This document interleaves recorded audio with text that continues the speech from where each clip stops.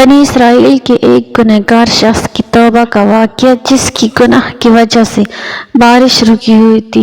بسم اللہ الرحمن الرحیم۔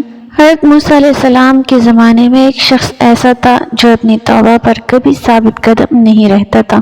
جب بھی وہ توبہ کرتا اسے توڑ دیتا، یہاں تک کہ اسے اس حال میں 20 سال گزر گئے۔ اللہ تعالیٰ نے حضرت موسیٰ علیہ السلام کی طرف وحی کی کہ میرے اس بندے سے کہہ دو میں تجھے سے سخت ناراض ہوں۔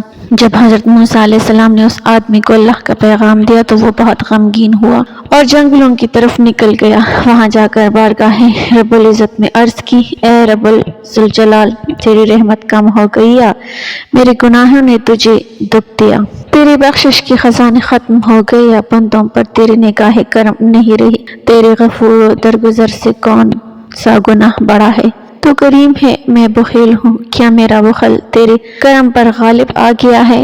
اگر تو نے اپنے بندوں کو اپنی رحمت سے محروم کر دیا تو وہ کس کی دروازے پر جائیں گے؟ اگر تو نے دھتکار دیا تو وہ کہاں جائیں گے؟ اے رب قادر و قہار، اگر تیری بخشش کم ہو گئی اور میرے لیے عذاب ہی رہ گیا ہے تو تمام گنہگاروں کا عذاب مجھے دے دے، میں ان پر اپنی جان قربان کرتا ہوں۔ اللہ تعالیٰ نے موسیٰ علیہ السلام سے فرمایا، جاؤ اور میرے بندے سے کہہ دو کہ تو نے میرے کمال قدرت اور غفور و درگزر کی حقیقت کو سمجھ لیا ہے۔ اگر تیرے گناہوں سے زمین بھر جائے تب بھی میں بخش دوں گا۔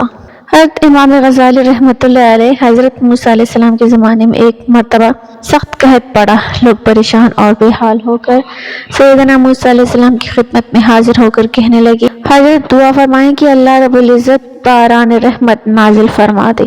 حضرت موسیٰ علیہ السلام کے لیے 70,000 بنی اسرائیل کے ہمراہ جنگل میں نکل گئے اور بارش کی دعا فرمائی، الہی معصوم بچوں، نیک بوڑھوں اور بے زبان جانوروں کی طفیل ہم پر رحم فرما کر باران رحمت نازل فرما۔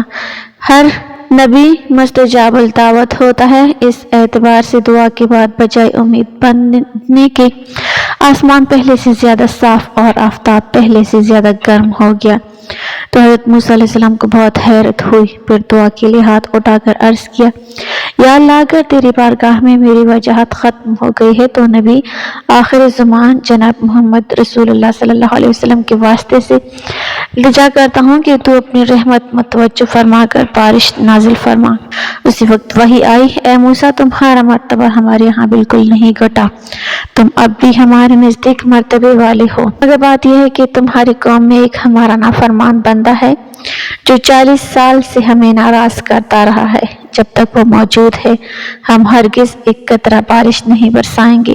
آپ اعلان کریں تاکہ مجمع میں سے وہ نافرمان چلا جائے جس کے سبب بارش رکی ہوئی ہے۔ حکم پا کر حضرت موسیٰ علیہ السلام نے اعلان فرمایا تو وہ نافرمان بندہ اپنی جگہ کھڑا رہا۔ چاروں طرف نظر دوڑائی، جب اس کے علاوہ اور کوئی مجمع سے نکلتا نظر نہ آیا تو اس نے سوچا کہ اگر باہر نکلتا ہوں تو سب کے سامنے رسوائی ہوتی ہے اور اگر نہیں نکلتا تو میرے گناہوں کے سبب بارش نہ ہونے سے سب کے لیے پریشانی ہوتی ہے۔ سوچ کر دل میں توبہ کا فیصلہ کر لیا، پھر چہرے پر پردہ ڈالا اور غفار الذنوب ستار العیوب سے معافی طلب کی، اے میرے رب کریم، یہ تیرا بندہ سراپا گندہ اپنے گناہوں پر نادم و شرمندہ اور طالب توبہ ہے۔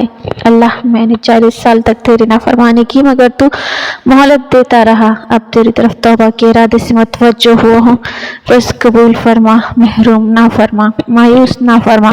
بس پھر کیا تھا؟ روایت میں آتا ہے کہ ابھی تو دعا اور توبہ ختم بھی نہیں ہوئی کہ آسمان سے موسلا دھار بارش شروع ہو گئی۔ حضرت موسیٰ علیہ السلام کو بڑا تعجب ہوا، عرض کیا، اے اللہ، ابھی تو وہ بندہ مجمع سے باہر نکلا بھی نہیں، پھر یہ بارش کیسے برسی؟ ارشاد ہوا، موسیٰ، پہلے جس کی وجہ سے بارش رکی تھی اب اسی کی وجہ سے برسائی ہے، اس لیے کہ اس نے توبہ کر کے ہم سے صلح کر لی ہے، ہمیں راضی اور خوش کر لیا ہے۔ اللہ پاک ہمیں بہتر عمل کرنے کی توفیق عطا فرمائے اور ہمارا خاتمہ ایمان پر فرمائے، آمین۔ ناظرین، کمنٹ باکس میں اللہ تعالیٰ کے 99 ناموں میں سے ایک نام ضرور ٹائپ کریں۔